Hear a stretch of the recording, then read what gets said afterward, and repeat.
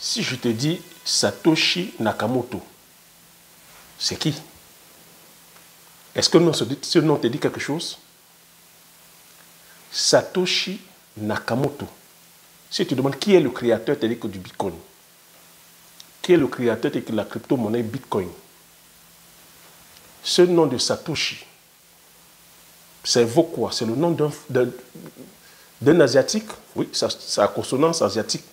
Est-ce que c'est vraiment un Asiatique qui se cache derrière cette identité? C'est un homme? C'est une femme? Quel âge a-t-il? Et pourquoi est-ce qu'il a créé cette monnaie artificielle telle que Bitcoin, cette monnaie virtuelle Bitcoin? Donc c'est ce que je voulais qu'on développe ici ensemble. Ça va peut-être étonner que je parle de ça, mais tu sais qu'à chaque fois que je te parle de la crypto-monnaie, je te parle de l'arnaque qui a derrière la crypto-monnaie. Est-ce que c'est un arnaque qui est caché derrière? Est-ce que ses intentions étaient bonnes lorsqu'il créait justement cette monnaie virtuelle, le Bitcoin?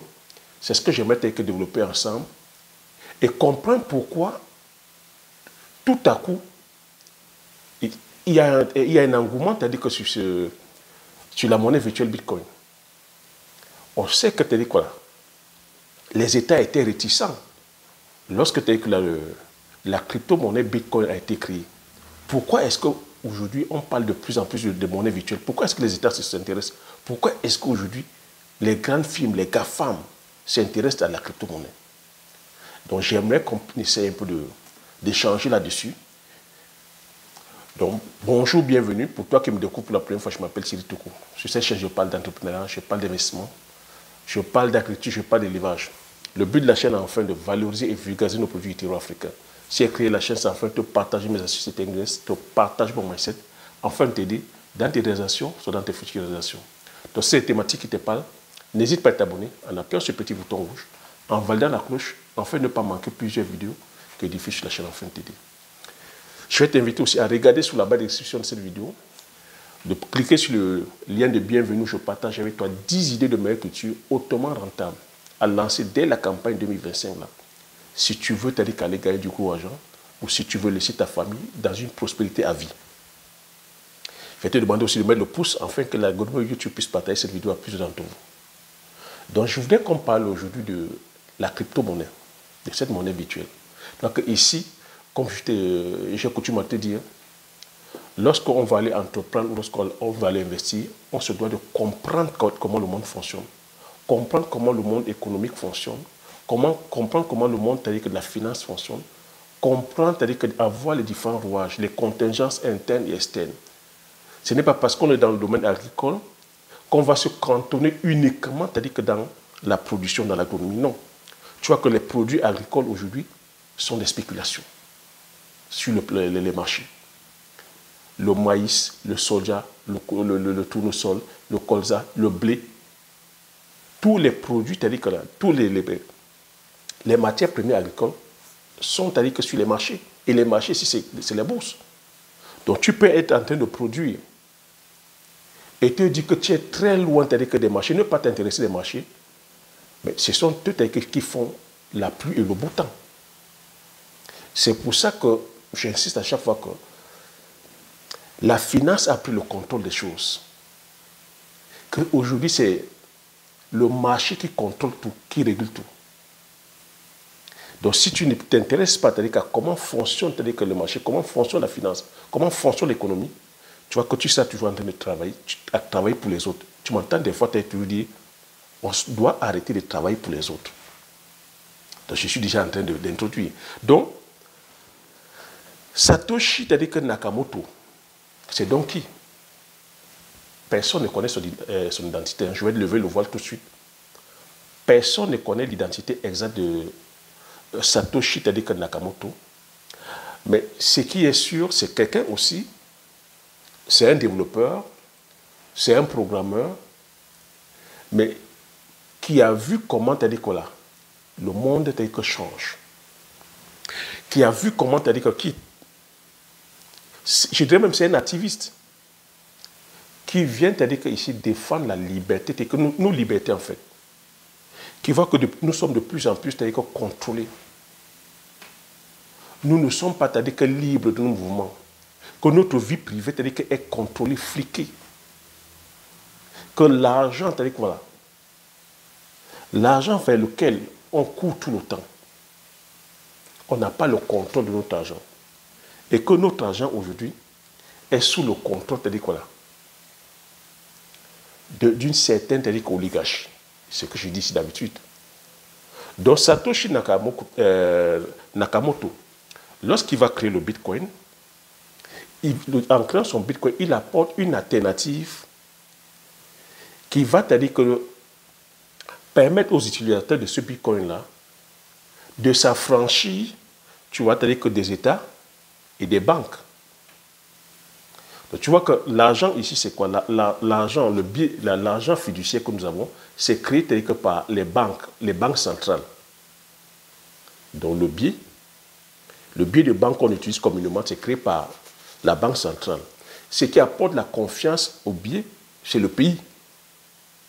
Le pays tel que par la production, c'est pour ça que si l'argent veut avoir de la valeur, il faut qu'il y ait de la production. C'est pour ça que le dollar va avoir de la valeur, c'est pour ça que l'euro va avoir de la valeur, c'est pour ça que les monnaies des pays tels que développés auront de la valeur. Parce qu'il y a de la production et l'État garantit tel que la monnaie. Donc, parce que l'État garantit la monnaie, c'est-à-dire que c'est centralisé. Et l'État peut, la banque centrale peut émettre autant d'argent, autant de billets comme il veut, ou comme elle veut. C'est pour ça que tu entends des fois parler de la planche à billets quand on parle des États-Unis. J'ai essayé de t'expliquer le fonctionnement. Que les États-Unis, avant, l'argent était arrimé, c'est-à-dire qu'à l'étalon or. Donc, avant de sortir un billet, avant de donner un billet, tu dois te rassurer que tu as le même montant d'argent que tu veux sortir que d'or en banque. Donc, l'argent était arrimé à l'or. Si tu sors un billet, ça veut dire que tu as aussi une once d'or en banque. Mais les États-Unis sont sortis de ce traité-là, comme je t'ai dit par le traité de Bretton Woods. Les États-Unis sont sortis et ont imposé le dollar comme c'est-à-dire que la monnaie commerciale. Et en imposant le dollar comme la monnaie commerciale, ils ont cet avantage-là qu'ils peuvent émettre autant de dollars comme ils veulent, puisque ce n'est plus arrimé à l'or. Et en faisant ça, ils ont le monopole, ils ont la suprématie, c'est-à-dire que sur tous les autres. Et surtout qu'au sortir de la Deuxième Guerre mondiale, c'est les États-Unis qui ont arrosé l'Europe et d'autres pays afin de pouvoir permettre à ces pays-là de pouvoir retrouver une économie saine. Donc, on peut donc se poser la question, si on peut émettre autant d'argent, si l'argent c'est le papier, qu'on peut fabriquer à volonté, à sa guise, pourquoi est-ce qu'il y a autant de pauvreté? Pourquoi est-ce qu'il y a des dettes? Toute personne bien constituée peut se poser la question. C'est la question que Satoshi Nakamoto se pose. Et c'est la même question que nous, population, on se pose. Parce que lorsqu'ils vont fabriquer les billets, est-ce qu'ils demandent notre avis? Ils ne demandent pas notre avis lorsqu'ils vont fabriquer les billets. Et comment ils peuvent nous expliquer qui est la crise alors qu'on peut fabriquer autant de billets? Pourquoi ils nous font payer les impôts alors le pays peut fabriquer autant de billets et faire fonctionner la société? Pourquoi est-ce qu'on a eu des crises telles que les crises de 2008? Parce que c'est par là que c'est ce qui a amené Satoshi, courant 2008, à créer le Bitcoin. Pourquoi est-ce qu'on nous fait payer les frais? La banque émet autant d'argent comme elle veut. Mais pourquoi on nous fait payer les frais? Pourquoi lorsque tu veux faire un transfert, par exemple de Western Union, toi qui es en Occident, pour l'Afrique, on te fait payer les frais? Pourquoi est-ce qu'il y a des... Donc, Satoshi, en créant le Bitcoin, c'est ce qu'il avait en tête, créer une monnaie qui est une alternative de monnaie qui est hors contrôle du système, ou une monnaie sur laquelle les utilisateurs pourront utiliser sans payer de frais. Et une monnaie, c'est-à-dire transparente, là où il y a la transparence, là où il y a la traçabilité. Et là où il y a une liberté, parce que le but c'est la liberté en fait. Donc c'est là où c'est là où vient, c'est-à-dire que la création, c'est-à-dire que du Bitcoin, donc de la crypto-monnaie. Et c'est la crise, tu vois, la crise financière de 2008 qui vient encore, voilà, aggraver tout, qui vient conforter tout. Tu vois que la crise financière de 2008 a été causée par qui? Ça a été causé par les institutions financières. C'est le Brothers, c'est les Goldman Sachs, c'est toutes ces institutions financières qui ont entraîné, c'est-à-dire que la crise mondiale de 2008, par les montages financiers où ils ont vendu les produits toxiques, qui sont les maisons, sachant que la population ne pouvait pas rembourser ces dettes-là, et ont créé que cette crise financière mondiale en 2008. Et c'est en 2008 que Satoshi crée donc sa crypto-monnaie que Bitcoin.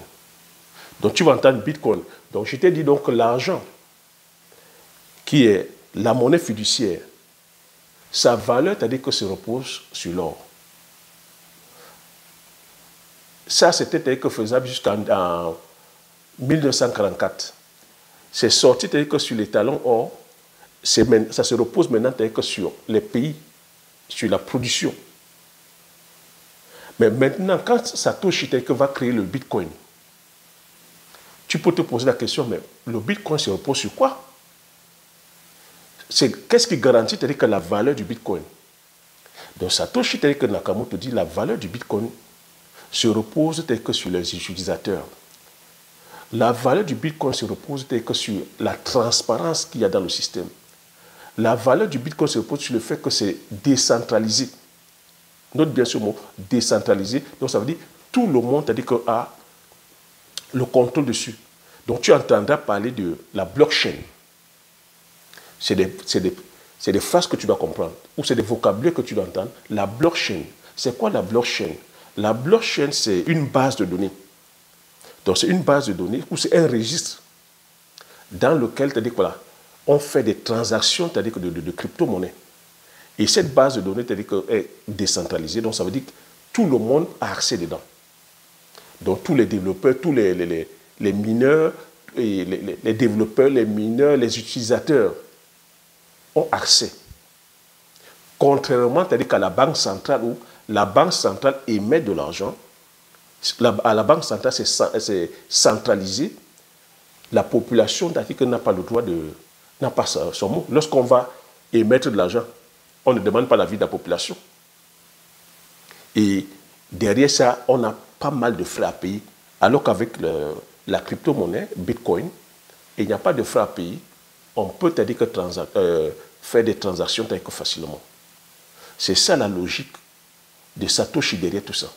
Et pour pouvoir donc faire aussi que le Bitcoin ne soit pas comme la monnaie fiduciaire, où on imprime, c'est-à-dire que voilà, en voiture, en voilà.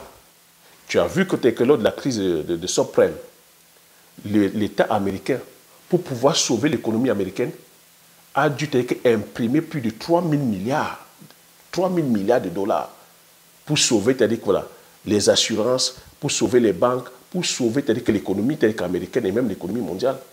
Parce qu'une banque comme Goldman Sachs a pris à elle seule 1 000 milliards de dollars.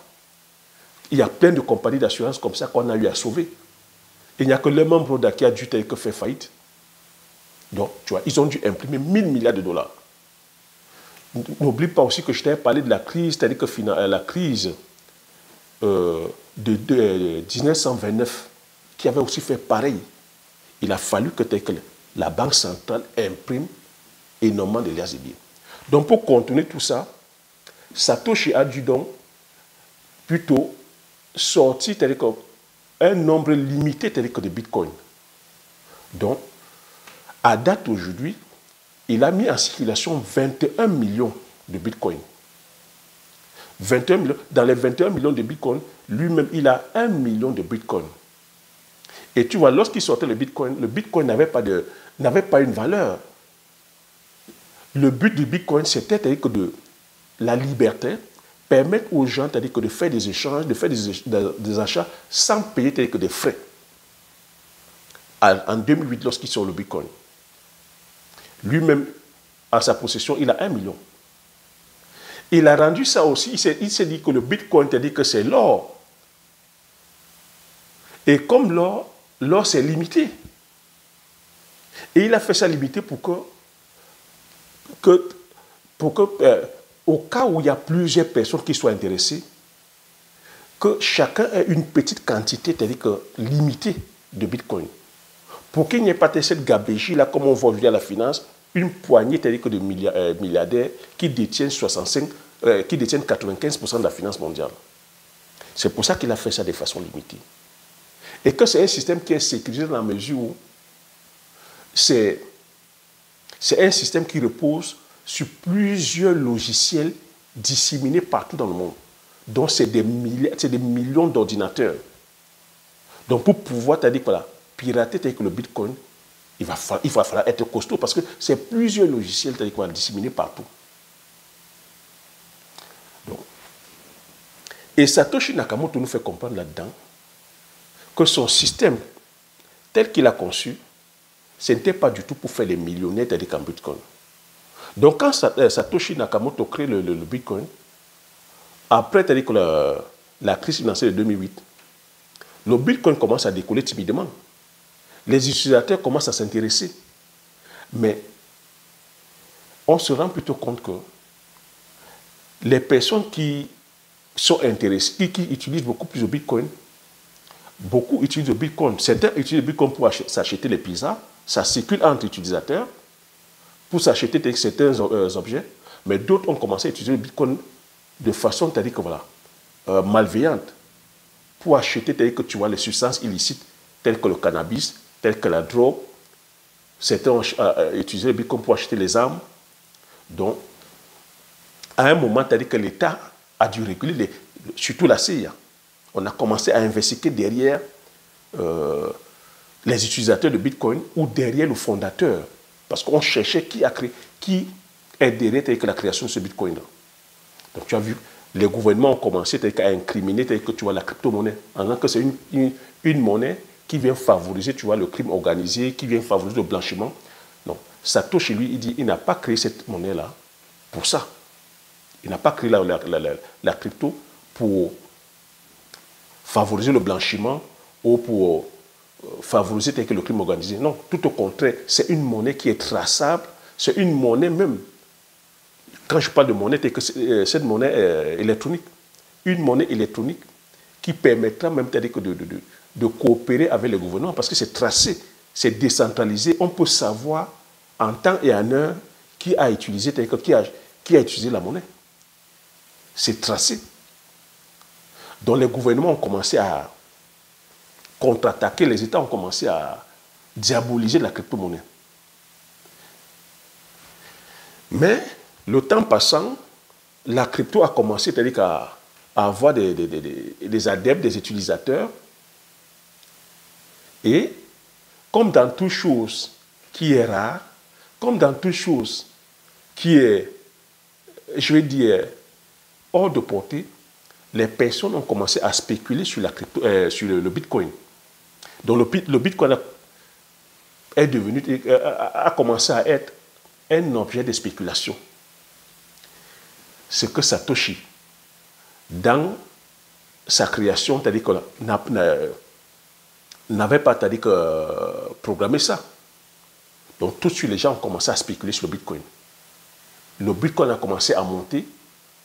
Le Bitcoin est devenu une monnaie spéculative. Et tu vois, quand ça devient une monnaie spéculative,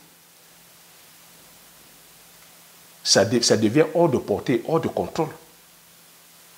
Et c'est une monnaie qui derrière, comme je t'ai dit, si on commence à spéculer,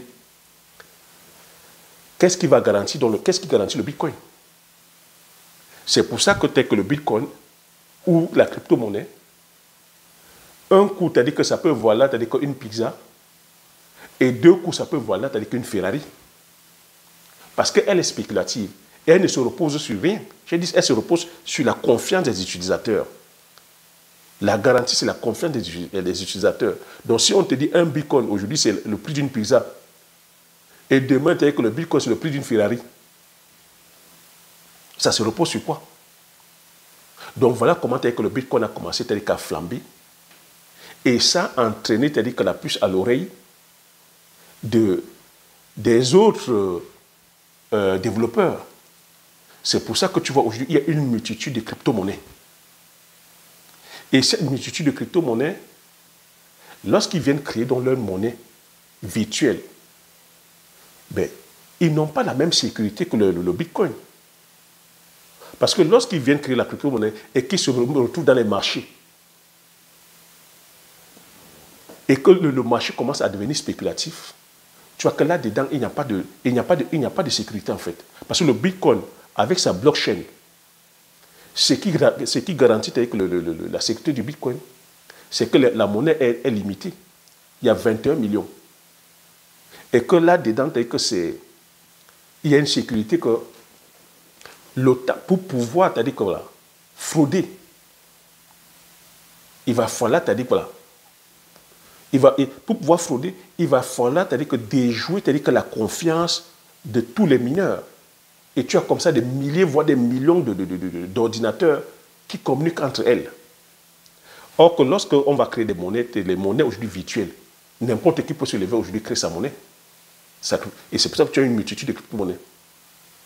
Et en allant, que dans les marchés tels que boursicotés, ben, ça devient une monnaie telle que virtuelle qui ne se repose sur rien. Je t'ai dit au départ que l'argent fiduciaire que nous avons a une valeur parce que tu as dit que c'est les États qui garantissent. Maintenant, quand tu as une crypto-monnaie, c'est pour ça qu'on a eu des arnaques aux envergures de Liebman. Quand tu as un limo, la limo, tu as dit que sa valeur, c'est quoi? Ça se repose sur quoi? Qu'est-ce qui garantit la limo? La valeur de la limo, tu as dit que n'est que garantie que par les utilisateurs, par ceux qui utilisent ça. Mais lorsque tu sors, tu as dit que ta limo, est-ce que tu peux aller consommer avec la limo? Est-ce que les États reconnaissent la limo? C'est ça le problème. Et je prends l'exemple de la limo. Tu peux prendre l'exemple ici. Même les Donald Trump ont créé leur monnaie. Tu as vu, ça a donné comme ça. Et Satoshi, c'est-à-dire que nous fait comprendre que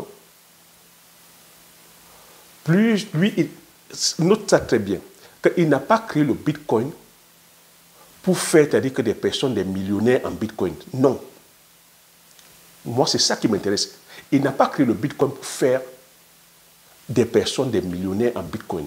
Il a créé le Bitcoin comme alternative pour nous permettre de pouvoir, c'est-à-dire que nous, pour pouvoir avoir la liberté, notre liberté de consommer, liberté,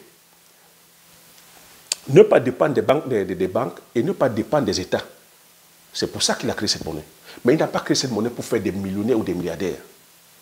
Donc ceux qui vous disent aujourd'hui qu'ils sont millionnaires en crypto-monnaie, millionnaires en tous ces cryptos-là, il a très bien dit, c'est des imposteurs.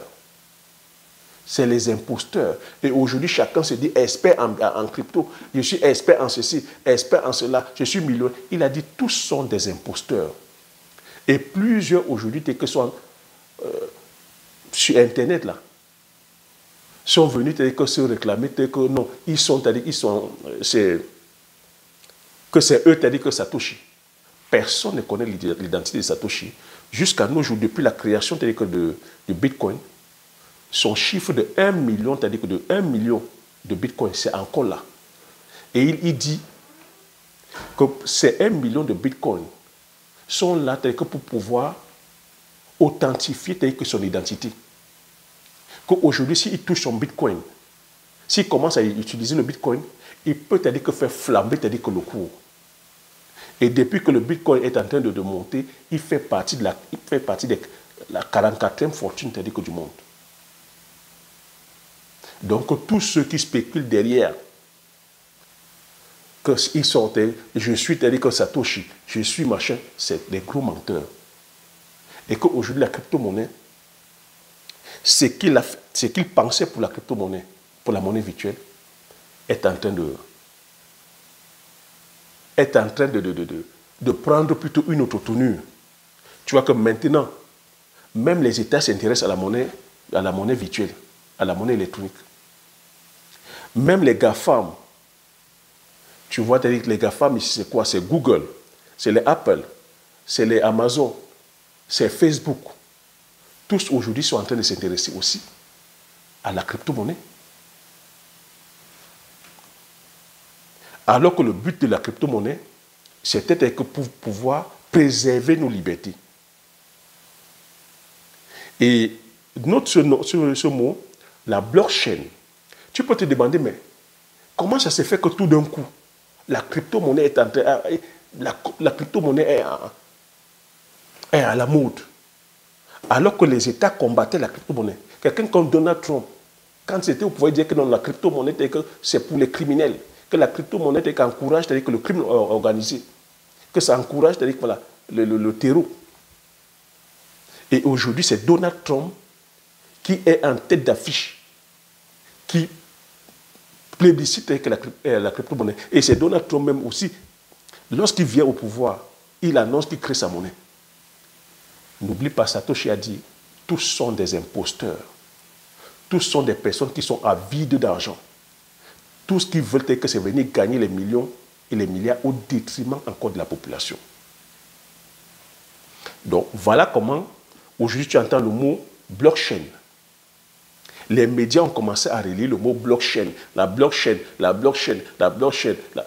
Tu entendras ma blockchain telle que d'Orange, la blockchain telle que de Facebook, la blockchain de ceci, la blockchain.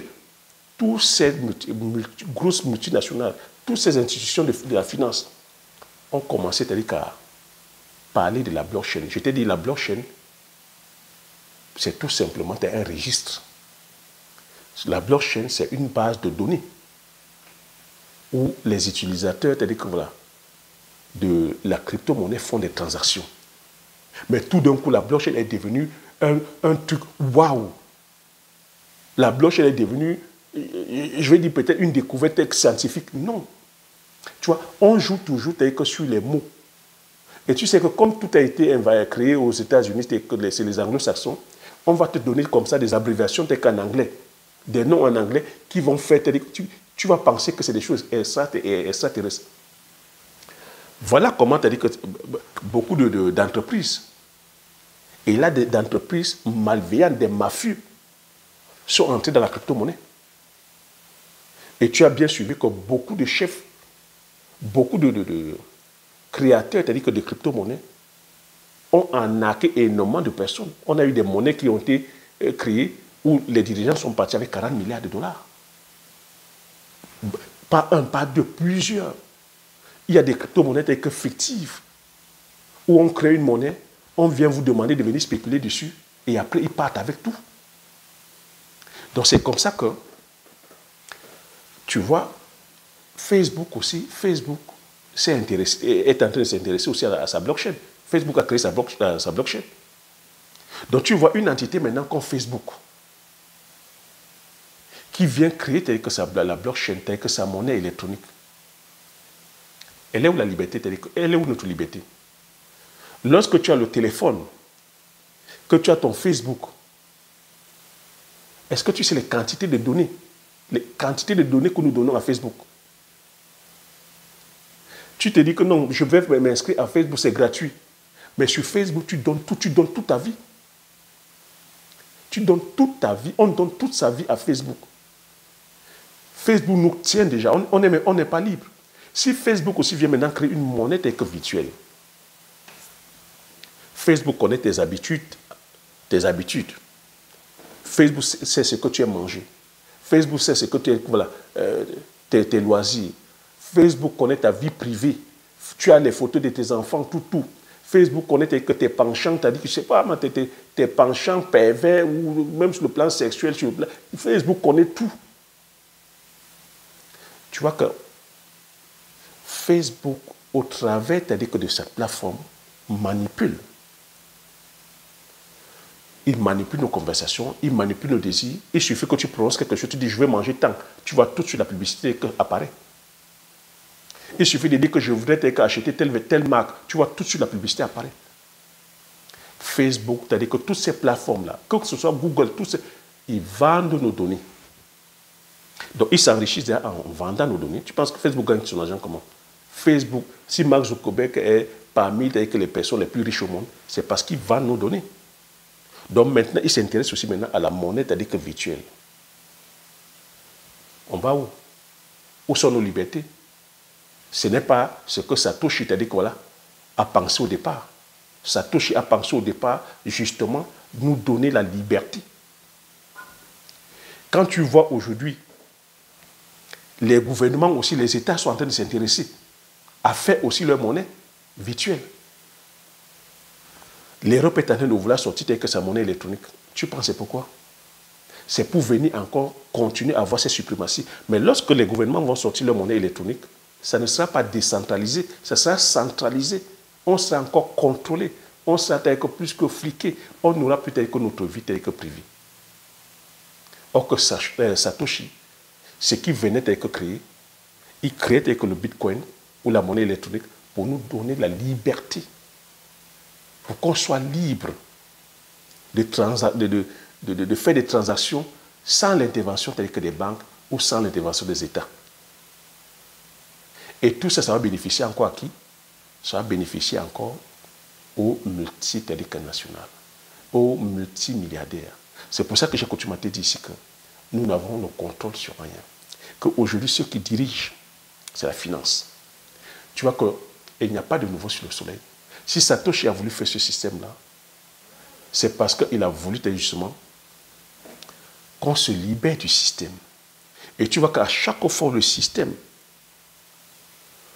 se sent menacé. Tout de suite, elle vient s'agripper. Elle avait dit, le système avait dit, quand il dit le système, les États avaient dit non, que la crypto, la crypto est mauvaise. Lorsqu'ils se sont rendus compte qu'il y a un engouement, que la population s'intéresse, tout de suite, ils sont venus dessus. Mais ce que je suis aussi en train de voir, c'est qu'on n'est pas en train de voir le côté aussi coûteux de la chose. La crypto, c'est bien, la monnaie virtuelle, c'est bien. Mais c'est une monnaie, ça reste virtuel. C'est une monnaie, la transaction se fait sur un support. Et ce support a besoin de l'énergie. Donc la crypto-monnaie aussi, ces monnaies virtuelles aussi, ont un coût, c'est-à-dire énorme sur le plan énergétique. Un coût énorme sur le plan énergétique.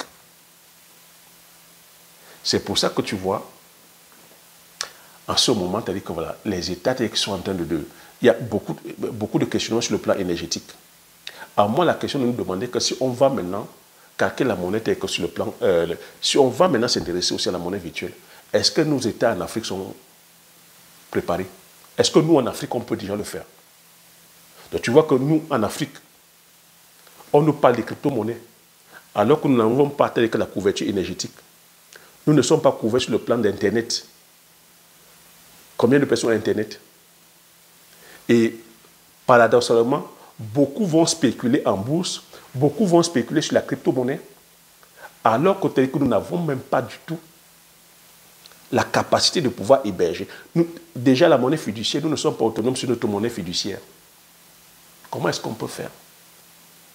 Et tu vois, le danger maintenant de la monnaie électronique, c'est que si on bascule maintenant vers la monnaie électronique, nous sommes morts. Parce qu'avec la monnaie papier, cette monnaie papier, on avait tel que la monnaie papier te donne l'anonymat. Parce que lorsque tu vas acheter avec la monnaie papier, tu es anonyme. Tu peux faire tes choses. Mais avec la monnaie électronique, on perd l'anonymat. Parce qu'avec la monnaie électronique, c'est tracé. Chaque geste que tu fais, chaque action que tu fais, tout ce que tu fais, tu es tracé.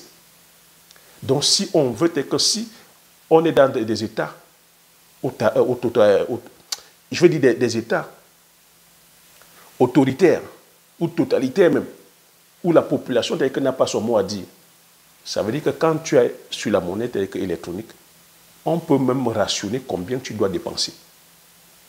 Si tu ne fonctionnes pas comme les dirigeants veulent, ils sont capables de bloquer ton compte. Si tu veux, voilà, si tu omets par exemple d'acheter, de payer, je ne sais pas moi, une contravention, et que tu veux aller plutôt faire autre chose, on peut te sanctionner. On peut voilà, mettre, je vais dire, le contrôle, c'est-à-dire que comme on a fait avec le permis de conduire par point, où à chaque faute que tu fais, c'est-à-dire qu'on enlève un point. Si on enlève un point, c'est-à-dire que non, tu ne pourras pas prendre tel montant d'argent. Donc on va être fliqué. Donc tu vois, c'est un système qui vient à l'encontre de ce que Satoshi Nakamoto voulait faire. Avec le système Satoshi Nakamoto, c'est un système décentralisé. Or, avec le système que les gouvernements viennent faire, c'est un système centralisé. C'est pour ça que tu vois les États aujourd'hui sont... On est dans la course du numérique. Dans la course du numérique. Donc, tu vois, il y a plus de 50 ans en arrière, c'était le pétrole. Le pétrole. C'est le pétrole. Quand je dis ici pétrole, c'est les énergies fossiles. Le gaz, le pétrole. Tu vois, c'est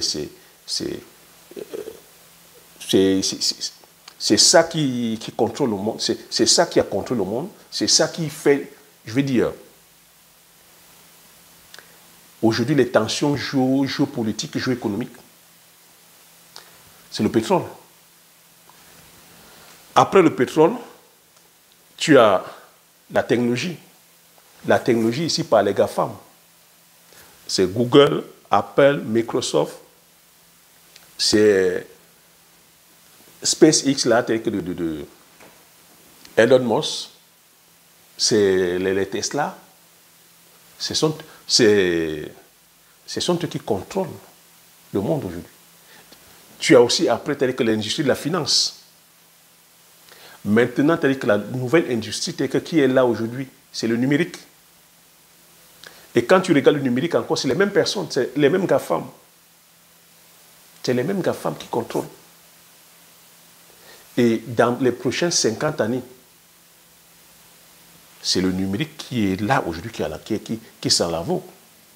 Et là, il faudra être, c'est sur les composants électroniques, c'est sur les semi-conducteurs, c'est sur les microprocesseurs. Est-ce que l'Afrique pourra saisir les enjeux? Les matières premières que nous avons, telles que les matières premières, oui. Tout ce qui est coltan, tout ce qui est colbate, tout ce qui est uranium, tout ce qui est silicium, on a la matière première. Donc maintenant, il faudrait qu'on développe la technologie, qu'on développe ces sciences-là, afin de pouvoir justement contrôler le game. Parce que le futur, le présent et le futur, c'est le numérique. Donc si tu vois que si on tend maintenant vers je dis la monnaie numérique, ça va être la technologie d'aujourd'hui et la technologie de demain. Donc il va falloir être vraiment être au point sur le plan technologique et être au point sur le plan des composants, des processeurs tels qu'électroniques. Et surtout être maintenant autonome sur le plan énergétique.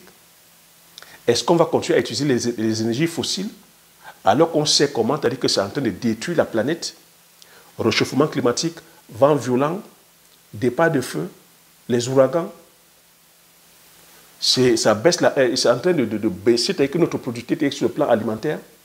Parce que quand il y a changement climatique, on ne produit plus abondamment.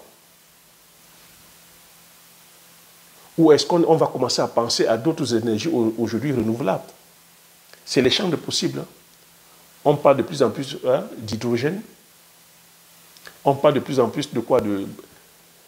Énergie solaire, d'énergie thermique, de la géothermie, de la méthanisation, de l'énergie hydraulique, des énergies éoliennes.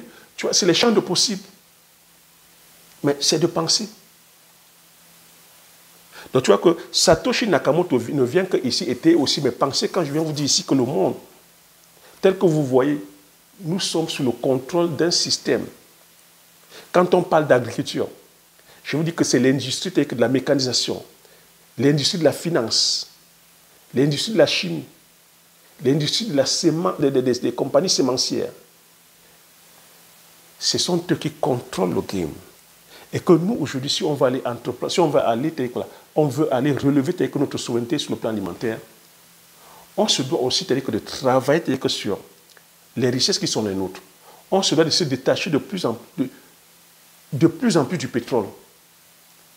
Et qu'aujourd'hui, on se doit de développer plutôt nos pratiques, nos techniques et nos cultures, c'est-à-dire voilà, endogènes. Et que nos cultures endogènes sont plus productrices que les produits agricoles occidentaux. Mais comprendre que tout ce que je suis en train de dire, et que Satoshi Tedebon, il y a un lobbying qui est puissant. Le lobbying tel que du pétrole est tellement puissant. Le lobbying tel que de l'industrie est tellement puissant. Le lobbying de la finance est puissant. Le lobbying tel que de la technologie, en l'instant de la Silicon Valley, c'est des puissants. Le lobbying du numérique est tellement puissant que ce sont eux aujourd'hui qui dirigent le monde. Les États sont défaillants. Les États sont défaillants. Si oui, comment tu peux expliquer que c'est le pays, on peut fabriquer tel que de l'argent à volonté, mais que les pays continuent à s'endetter, que les ménages continuent à s'endetter, qu'on continue à nous faire payer les impôts alors que le billet c'est le papier. Et même encore Donald Trump nous a rappelé ça à la Maison Blanche, en disant à Zelensky, Monsieur Zelensky, vous êtes à deux doigts de nous pousser à une seconde, à une troisième guerre mondiale. Il s'agit ici des vies humaines. L'argent, on peut fabriquer l'argent. On peut créer l'argent. Mais les vies humaines, on ne peut pas les créer. Est-ce que tu as suivi ça? Donald Trump a dit à Zelensky, il s'agit ici des vies humaines. Ta population est brave, mais tu es en train de pousser ta population à aller mourir. L'argent, on peut fabriquer l'argent, on peut créer l'argent. Mais les vies humaines, on ne peut pas les créer. Je ne sais pas si beaucoup d'entre vous avez suivi ça. Mais qu'est-ce qui explique aujourd'hui qu'on laisse la population dans la pauvreté alors qu'on peut fabriquer l'argent? Qu'est-ce qui explique que les pays soient aujourd'hui endettés alors qu'on peut fabriquer l'argent? C'est quoi? C'est quoi le but en fait? Qu'est-ce qui explique aujourd'hui que les pays s'endettent? Les pays tombent en faillite et que c'est la collectivité, c'est encore les pauvres qui viennent, c'est-à-dire que relever, c'est-à-dire que l'économie. Mais lorsqu'il s'agit, c'est-à-dire que des gains, c'est une petite minorité qui gagne. C'est ça qui a poussé Satoshi Nakamoto à aller créer, c'est-à-dire que le Bitcoin. Parce que lorsqu'on regarde aujourd'hui qu'il y a des inégalités dans le monde, c'est effrayant. Toujours une minorité de milliardaires se remplissent les poches et une grosse majorité dit que ça s'approvise. C'est effrayant. Est-ce que vous vous rendez compte que l'argent que vous voyez, qu'on peut fabriquer, mais ça détruit des vies humaines. Quand tu perds ton travail, tu deviens quoi? Tu perds ta maison parce que tu as pris la maison à crédit. Quand tu perds ta maison, tu perds quoi? C'est le divorce. Après le divorce, c'est quoi? C'est la dépression. D'autres se suicident. Dans un pays comme les États-Unis, est-ce que tu sais que pour $1000 d'impayés, tu vas en prison? Pour $1000 d'impayés, ils ont dit que des prisons qu'ils appellent la Restitution Center, donc l'état de restitution. Tu vas, c'est-à-dire que dans cette prison-là, jusqu'à ce que tu rembourses les $1000. Et pendant que tu es dans cette prison-là, s'il te plaît, ce n'est pas gratuit. Chaque jour qui passe, tu payes 11 €, $11. Chaque jour qui passe, tu payes $11. Et on te fait travailler, pendant que tu es en prison, on te fait travailler. Et on te fait travailler à des taux horaires dérisoires de $7 par jour, par heure. À qui ça profite tout ça? Donc tu vois qu'on vient jouer sur la misère de la population. Tu as pris qu'est-ce qui t'a poussé à aller prendre ce crédit que de $1000? C'est parce que le système t'a poussé à consommer. Ce qu'on appelle ici les crédits à la consommation. Pendant qu'on endette les États, oui, parce qu'on pousse les États à aller prendre des crédits que sur le marché, que sur les marchés. On les endette. Comme les États ne peuvent plus produire, ça crée quoi? Ça crée l'inflation. Quand il y a l'inflation, la population ne pouvant pas subvenir au confort, c'est-à-dire que là, minimum. La maison, l'ameublement, la voiture, l'école de tes enfants, la nourriture, les déplacements. Tu prends tout à crédit. On pousse la population à prendre le crédit. Sachant que cette population ne pourra pas rembourser. Voilà comment voilà, ça crée des crises. Voilà comment ça crée des crises. Et quand tu ne peux pas rembourser, on te prend, on te met en prison. Voilà le système. Voilà le système. Et ça, il faut que ça change. Et pour que ça change, c'est comme ça que des personnes comme Satoshi Nakamoto ont créé le Bitcoin. Et comme dans tout système, comme l'être humain a vidé d'argent, les imposteurs sont venus entrer et ont créé aussi leur crypto-monnaie. Et voilà comment que le système aussi a récupéré. Maintenant, c'est les GAFAM, les multimilliardaires, chacun crée. Tu as vu, Donald Trump a créé sa crypto-monnaie, Elon Musk aussi a créé sa crypto-monnaie. Tu entendais que non, le président de tel pays a créé la crypto-monnaie. Mais tout ça, c'est encore des systèmes qui viennent encore encourager le capitalisme et faire le profit, c'est-à-dire que sur le dos des pauvres contribuables. Donc voilà ce que je voulais partager concernant avec le Bitcoin, concernant la crypto-monnaie. Parce que c'est des technologies qu'il faut comprendre. Comprendre que le Bitcoin, oui, le Bitcoin a connu un succès malgré le fondateur, malgré le créateur. Le Bitcoin aujourd'hui, c'est une monnaie. Le Bitcoin aujourd'hui, c'est un actif. Le Bitcoin aujourd'hui, c'est une spéculation. Mais le Bitcoin n'est pas encore devenu une monnaie à proprement dit. Mais ça commence déjà à tourner. Parce que Satoshi a commencé à faire Satoshi a commencé à s'attaquer d'abord à l'argent. Pourquoi? Pour le mécanisme que j'ai expliqué. Mais Satoshi a dit en s'attaquant à l'argent, il pouvait faire la même chose avec l'immobilier. Parce que tu comprends que l'immobilier aujourd'hui, c'est un produit qui était que spéculatif. C'est l'immobilier qui a créé la crise financière de 2008. Et même celle de 1929. Donc il pouvait aussi, tel que le même système qu'il a fait avec l'argent, décentraliser tel que la monnaie, il pouvait faire avec l'immobilier. Et il pouvait faire comme ça avec tous les produits spéculatifs. Il pouvait faire avec le maïs, il pouvait faire avec le soja, il pouvait faire le tournesol, il pouvait faire le colza, il pouvait faire avec tous les produits tels que financiers aujourd'hui. C'est spéculatif. Il peut le faire. Voilà. Est-ce que tu as dit que ça va faire plaisir, c'est-à-dire qu'au système qui s'accapare, qui continue à s'accaparer, c'est-à-dire que les chasses gardées? Non, ça ne va pas faire plaisir.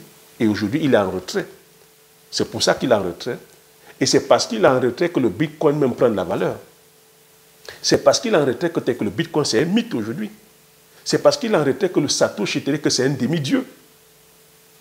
Parce que personne ne connaît l'identité du créateur. Contrairement à toutes les autres monnaies, toutes les autres crypto-monnaies, où on connaît l'identité, où en même temps on peut s'attaquer au créateur, au fondateur, et ça chute. Mais parce qu'on ne connaît pas l'identité de Satoshi, c'est ça qui apporte encore le mystère, c'est ça qui suscite encore de la convoitise, de la valeur à la monnaie.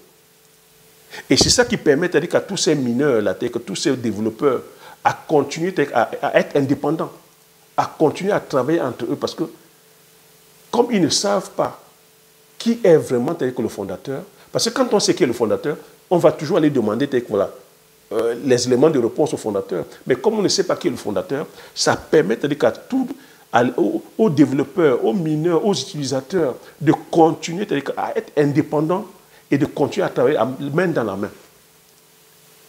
Et comme tu as dit que c'est une monnaie qui est limitée, ben, ça fait monter les enchères en fait, contrairement à d'autres crypto-monnaies. Donc voilà ce que je voulais partager concernant la crypto-monnaie. C'est les technologies sur lesquelles il faut s'intéresser. Comme je te dis, je ne viens pas te donner un conseil qu'un investissement ici. Je te dis que mais je t'invite aussi à t'intéresser.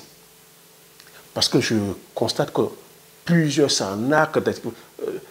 Il y a énormément d'arnaques dans cette technologie-là. Et tu vois, comme toute nouvelle technologie, si tu n'es pas curieux ou curieuse, les gens viennent tout t'embourber comme ça. Donc tu vas entendre comme ça des aberrations, des levées de fonds en crypto-monnaie. Donc des compagnies malveillantes sont rentrées dans le système pour venir commencer à faire des levées de fonds en crypto-monnaie. Tu te rends compte des levées de fonds en argent virtuel. Parce que n'oublie pas que Même quand tu dis j'ai 1 million, tu as dit que de dollars en crypto ou en bitcoin, c'est de l'argent virtuel, hein? C'est du virtuel. Tu es millionnaire, tu as que du virtuel. Ce n'est pas encore reconnu que sur le plan formel, étatique. Donc le bitcoin n'est pas encore reconnu sur le plan mondial, étatique. Donc, c'est de faire attention, mais on voit de l'engouement que ça suscite. Parce que entre utilisateurs, que ça s'échange, mais ça reste une monnaie virtuelle. On doit comprendre ici que, avec le monde d'aujourd'hui, avec les changements qui se font, oui, tu peux être dans l'agriculture, tu peux être dans l'élevage, mais t'intéresser aux nouvelles technologies. Parce que les nouvelles technologies sont en train de venir bouleverser le monde. L'IA aujourd'hui, ça entre partout. L'intelligence artificielle aujourd'hui entre partout. Le numérique aujourd'hui entre partout. Oui, tu es un agriculteur, tu as un téléphone portable. Tu es à l'ère du numérique. Aujourd'hui, tu es en Afrique, peu importe les coins dans le monde où tu es, tu as Internet. Du moins, que tu as un téléphone portable. Tu peux avoir WhatsApp. WhatsApp, déjà, c'est déjà que ta vie privée, tu es déjà en train de donner ta vie privée à ces gens. Tu as Facebook. Ils ont ta vie privée. Quand tu vas faire Orange Money, quand tu vas faire Wave, quand tu vas faire les mobile money, mais mon gars, tu es déjà dans le fonctionnement de la monnaie électronique. Et c'est comme ça qu'ils nous tiennent. Est-ce qu'on peut nous dire combien de milliards Orange Money se fait en Afrique?